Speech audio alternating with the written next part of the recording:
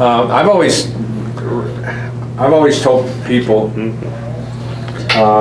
that he comes across as this dumb country bumpkin, like a bull in the china shop. He's a pretty smart character, so I want you to talk about a guy who's really got his shit together, pardon the expression. If I was going to be on Do You Want to Be a Millionaire, he would be my phone a friend guy.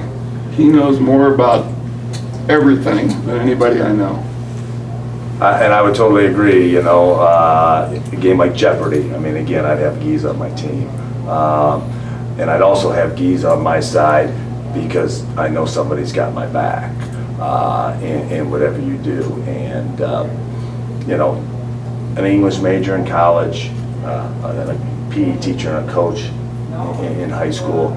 A lot of people don't connect the two. They see the coach and the PE teacher and they think, hey, you know, just a dumb average jock. But no, very intelligent man, and really brought the most out of us as coaches too. He reads and he reads and he reads, yeah. I talk with coaches in years past and say his attention to detail is off the charts. Absolutely. What do you think? Share your thoughts on that. Well, it's not just his attention to detail. I mean, his job as being a head coach, I mean, he was a fantastic leader. He was a fantastic organizer. He was efficient in everything he did. Attention to detail, as you mentioned, was outstanding. A great motivator. A lot of coaches you run into, they're good at maybe one or two of those things. He was good at everything. Yeah, he wore many hats very well, and they all seemed to fit. And, you know, as a young coach, when I came there, you know, those are things that I really took a liking to in terms of his personality, because he was always reading, he was always educating, he was always talking about going to class. You know, you were never too old to learn with Geese. And, you know, years later, here I am as an older adult, and I still live by that philosophy of always learning and trying to get better. I was over at Geese's house, I guess it was 6 or 7 months ago, and he says, I just finished reading this book on Eisenhower. I'm thinking to myself, okay, but my point is he's sharp as a freaking tack. But he's always looking to, you know, a lot of guys would think that it's retirement. I'm not motivating anybody. I'm not doing anything, but he's still going after it because he knows that somewhere through this whole journey that is called life, he's still having an influence on people, still has an influence on Corey, you guys, all these players. Jeremy Lowry's calling him up on the phone. He knows that any moment someone's going to call him and he's going to have some words of wisdom to share with these guys or gals, whatever the case. So let's just talk about the motivator, Chris Giesman. Well, I tell you, again, you're talking about reading a book on Eisenhower, and he's going to take something out of that book and he's going to relate it to some sort of part of his life beyond just football. But then also when the Jeremy Lowry calls and asks for advice, or the Kyle Bray, who just got a new job, also, again, a played guy. You know, Giesman's going to have words beyond just football for us to think about. I've always leaned on Coach Giesman ever since I left Penn and became a football coach, head football coach in Illinois, and then got out for a couple of years and then got back in here at Niles, and just calling up Gies and asking him how you handle certain situations with just people, dealing with people, not even football related. And he's always got the right words to say, and I jot my notes down so I can use his same buzzwords, because, you know, he's got a lot of really neat buzzwords that I like to steal. I don't know what I could add. He's after games, I mean, the games he comes to, whether it's home or away, whether things went well or didn't go well, he's always got a pat on the back and kind words to say.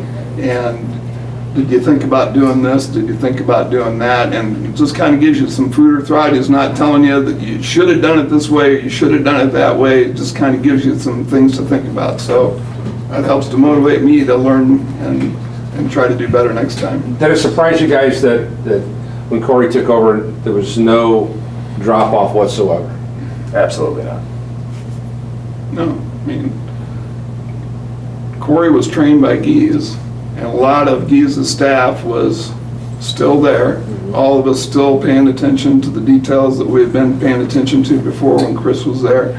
I think one of Chris's greatest strengths was he's a great coach of coaches. And that's, I think, one of the reasons that things maintained. What you guys did collectively share a particular story where I remember Chris was saying something that when Corey was a little boy, that Corey would be sitting outside the office when the coaches were in the coaches meeting, and he was just like a sponge in that environment. And obviously having his dad in that situation, so you guys have all coached your kids in those kind of situations. So and the family dynamic that Penn has amongst its staff and the players and stuff, all those little sub parts equal one big thing. It's like having a piece of a pie, and the pie's not going to taste very good if you leave this part of this ingredient out of the pie. So was there ever one ingredient more important than the other, or were they all equal to the parts? I think it was the sum of the parts. I don't know that there was any one thing. I mean, well, I guess the one thing would be Chris. I mean, if he wouldn't have been there, it wouldn't have been the same. But I think everybody had something to add. I think it was the sum of the parts. Yeah, I mean, Chris was the chef in the kitchen, You know, and we were the ingredients. And when he put it in the oven, keep your fingers crossed. Timer goes off, you pull it out, see what you got, and that's kind of like the culmination of the staff and the culmination of each year, because each year was a little bit different. You know, there was that run there where we had 3 in a row, you know, and 4 out of 6, and you know, each year there'd be a little something different that we would have to deal with, maybe some sort of adversity, you know, with personnel was always a big one, but at the end of the day, you know, the chef ended up putting the right ingredients and popped it in the oven, and out it came. Chris told me the story that there was a point in time where when his son Matt was a senior, he laid an egg in the jamboree Orama, and he was thinking about making a change at quarterback. So he talks to Matt, and I heard Matt's version of it today, so it almost parallel. But Chris told me that you guys as coaches had said, hey, listen, Matt deserves a shot at this. Can you